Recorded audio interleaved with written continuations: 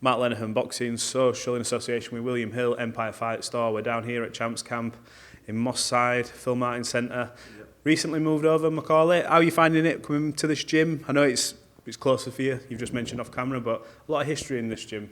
Yeah, all right, yeah. Cheers. Yeah, I was saying it to Don downstairs. Since I started boxing, I've always knew about this gym. My dad always mentioned about this gym, like this is where professional boxing was at. Always mentioned about how good of a coach Joe Gallagher was as well. So it's crazy that 20 years later, I'm here training with Joe. Probably going to end my whole career here, not just my professional career, but my whole career here. So yeah, it's mad how things turn around. Let's not talk about the end of your career though just yet. Last time out we caught up in Paris. You went into the fight as an underdog, and people were writing you off beforehand in, I think, pretty much everyone's eyes, apart from the three people at ringside. I thought you won that fight on away soil, but you must take confidence from that. Although you didn't get the decision on the night, you still came away with that with a lot of credibility, and still throws your name into the mix. Yeah, definitely. It's mad. The whole fight week, I knew I was going to do it. I was doing the odd session here as well. So the fact that I got the away job in the away corner, but I was looking at picture of Carl Thompson and stuff. So yeah, it gave us massive inspiration, just like coming here and trading, knowing the way Champs Camp did it. And yeah, I just backed myself.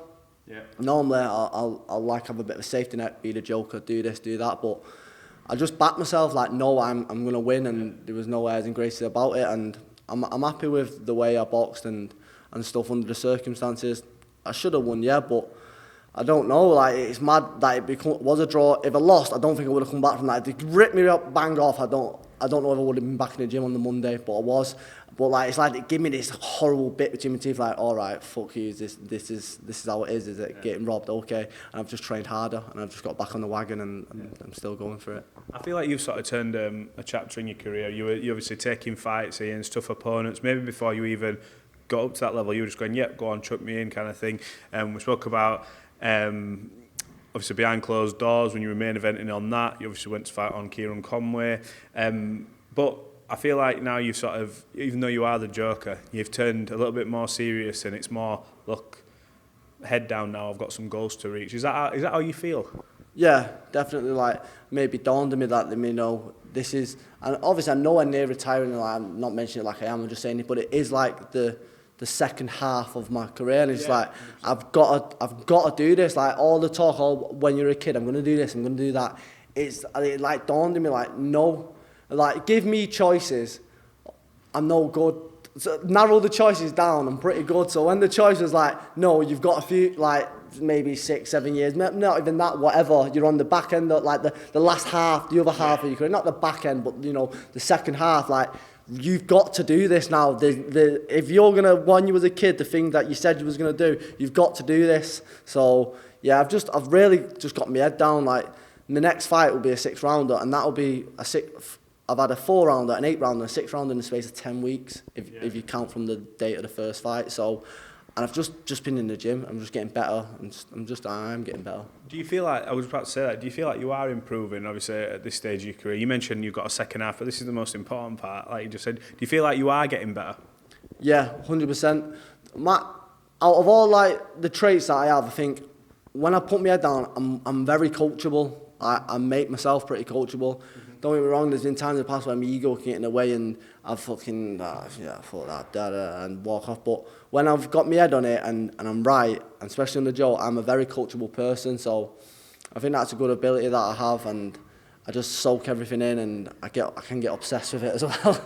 You mentioned over there, you talked about things you'd been through outside of the ring, things with your little boy, and puts a lot of things in perspective, kind of thing. And you mentioned goals, and you said, when you're a kid, everyone goes, I want to be world champion. But you're like, but to be honest, at British, that would mean the world to you. Is that still in the back of your mind? Look, get this 6 rounder out the way and try and chuck your name into the British.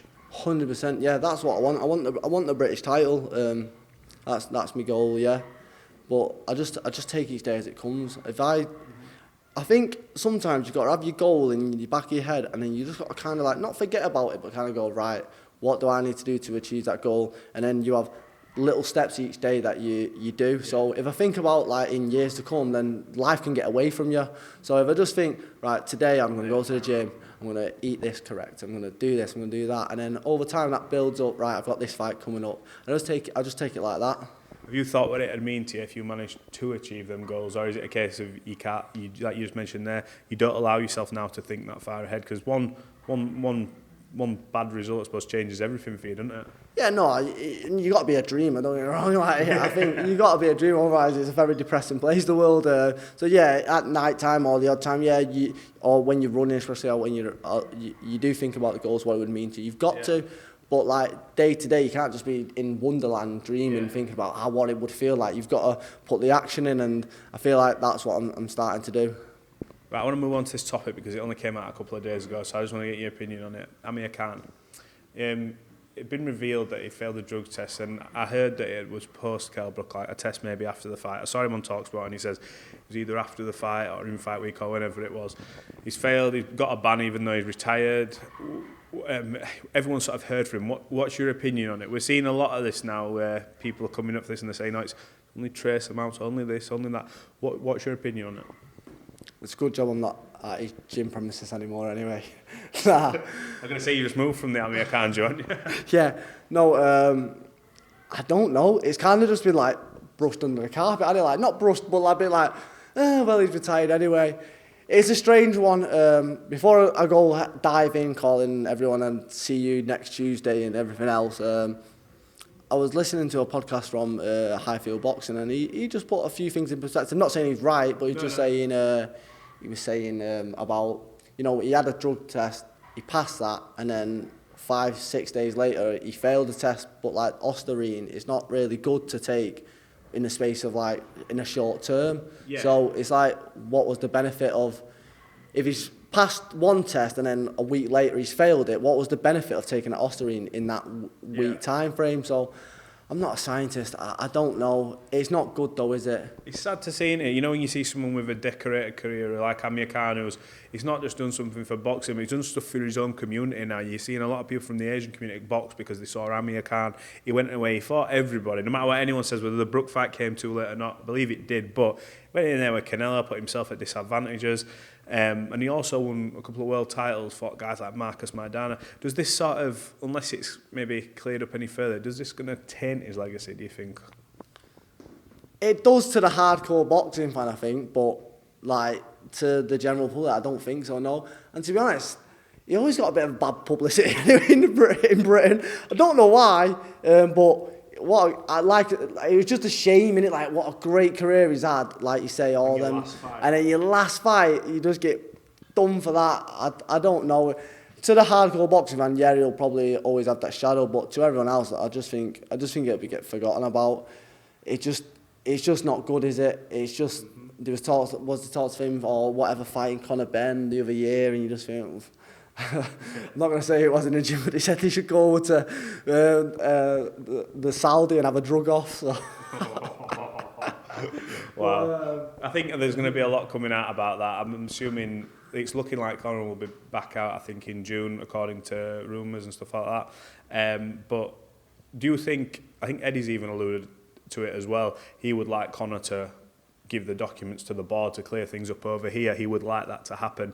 In your eyes, do you think if Conor believes, obviously, in his own innocence, and he's saying, look, WBC have cleared me, these are the reasons, I've got a document, do you think it's a case of maybe swallowing his pride a bit and the board sort of drawing back a bit and going, look, this is the evidence? Yeah, I think that's the only way he'll get. I don't know, if he's got closure in his own head and he's happy to carry on, then he's probably thinking after a lot of years I'll go and make money abroad. But yeah, you'd think he'd just give it to the board, wouldn't you? And the board would, and then the public can decide, or Britain can get behind him again, because I thought everyone was behind him. So it's a shame. It is a massive shame. Yeah, I think that's what he should do. But listen, woulda, coulda, shoulda.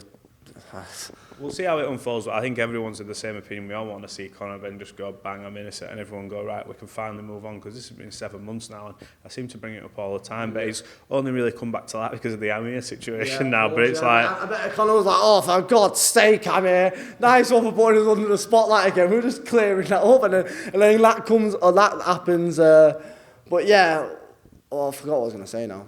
I was going to say, yeah, like the WBC thing, but he's not. The WBC cleared him or give him a get out of jail card, but he didn't accept their version of events. So I think that sort of as well goes in his favour, because he could have probably just walked through that door then and gone, look, it is what it is. They've cleared me, but he said, no, not particularly just like this. I want to be cleared, but. We'll see anyway. Look, Macaulay, we'll look forward to seeing you back out. I know you've got a 6th rounder coming up in a couple of weeks. We'll look forward to seeing you throw yourself, in the hat for a British title and progressing and seeing what this second part of your career holds, bud. Yeah, I can't wait. I just can't wait. Yeah, that's all I've got to say. Appreciate it, pal. Brilliant. Thank you.